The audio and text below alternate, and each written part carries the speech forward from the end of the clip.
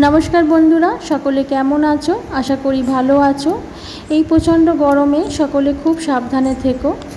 গরমকাল মানেই তো আমের সিজন, আর আম খেতে আমরা বাচ্চা থেকে বড় সকলেই খুব পছন্দ করি।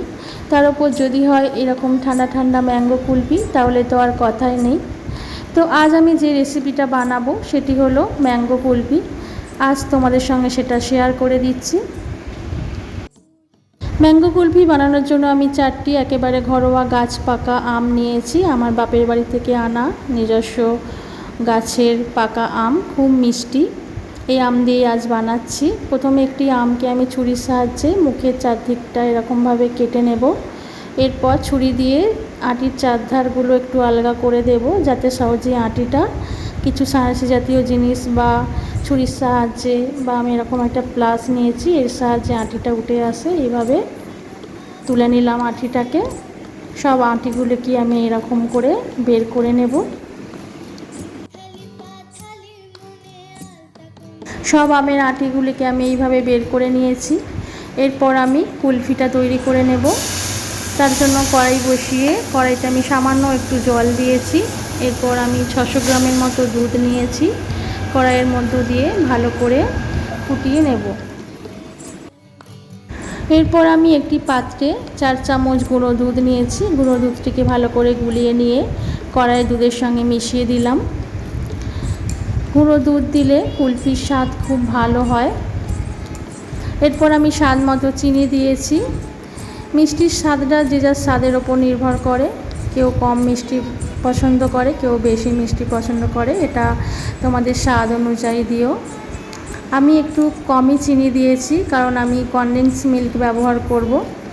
চিনি ও গুঁড়ো দুধটিকে ভালো করে মিশিয়ে নেওয়ার পর বেশ খানিকক্ষণ ফুটে যাওয়ার পর দুধের মধ্যে আমি কনডেন্স মিল্ক দিয়ে দিলাম, বড় চামচের 2 চামচ। বেশ খানিকক্ষণ সময় ধরে দুধকে ফুটিয়ে ফুটিয়ে আমি এরকম ঘন করে নিয়েছি। এরপর কিছু কাজু বাদামের গুঁড়ো এর মধ্যে মিশিয়ে দিলাম। একেবারে মিহি করে গুঁড়ানো নয়, একটু দানা দানা মতো করে গুঁড়িয়ে নিয়েছিলাম। কুলফি তৈরির জন্য যে দুধটা রেডি করা হয়, এর মধ্যে যে কোনো বাদামের গুঁড়ো দিলে কুলফির স্বাদ কিন্তু খুব ভালো হয়। আমি এখানে কাজু বাদাম ব্যবহার করেছি, তোমরা চাইলে অন্য যে কোনো বাদাম ব্যবহার করতে পারো। এরপর আমি একটু জাফরানকেও দুধে ভিজিয়ে রেখেছিলাম, এটাও আমি এই দুধের মধ্যে মিশিয়ে দিলাম। জাফরান দিলে কুলফির একটা সুন্দর কালার আসে, স্বাদও ভালো হয়। এরপর 1 চামচ এলাচের গুঁড়ো দিয়ে গ্যাসের ফ্লেম আমি বন্ধ করে দিলাম। কুলফি তৈরির জন্য দুধ একেবারে রেডি হয়ে গেছে। দেখো কত সুন্দর কালার এসেছে দুধের। কড়াইয়ের গায়ে লেগে থাকা সরগুলোকেও আমি হাতার সাহায্যে চেঁচে চেঁচে দুধের মধ্যে মিশিয়ে দিলাম। এরপর একটি করে আম নিয়ে এর মধ্যে এইভাবে দুধের ব্যাটার ঢেলে দিলাম এবং যে কেটে রাখা আমের মুখটা ছিল এর মধ্যে বন্ধ করে ডিপ ফ্রিজে 1 দিনের জন্য সেট হতে রেখে দিলাম। এই গরমে এইরকম ঠান্ডা ঠান্ডা ম্যাঙ্গো কুলফি তোমরাও বাড়িতে ঝটপট বানিয়ে ফেলো, খুব ভালো লাগবে।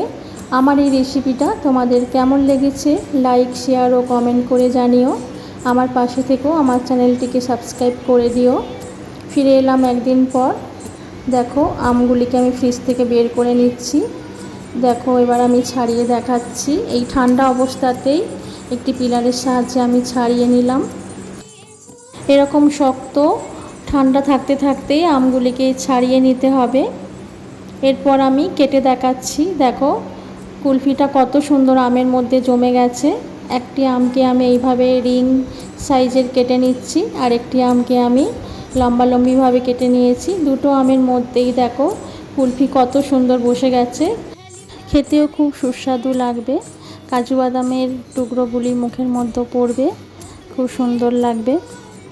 আরও যে 2টি আম ছিল সেগুলোকে আমি ডিপ ফ্রিজে রেখে দিয়েছি। ওগুলো যখন খাবার প্রয়োজন হবে আবার কেটে ছাড়িয়ে নেব। আমার মেয়ে তো আর থাকতেই পারলো না, খাওয়া শুরু করে দিল। এখনকার মতো সকলকে টাটা। সকলে অনেক অনেক ভালো থেকো, সুস্থ থেকো, সুন্দর থেকো। দেখা হবে নেক্সট কোনো ভিডিওতে।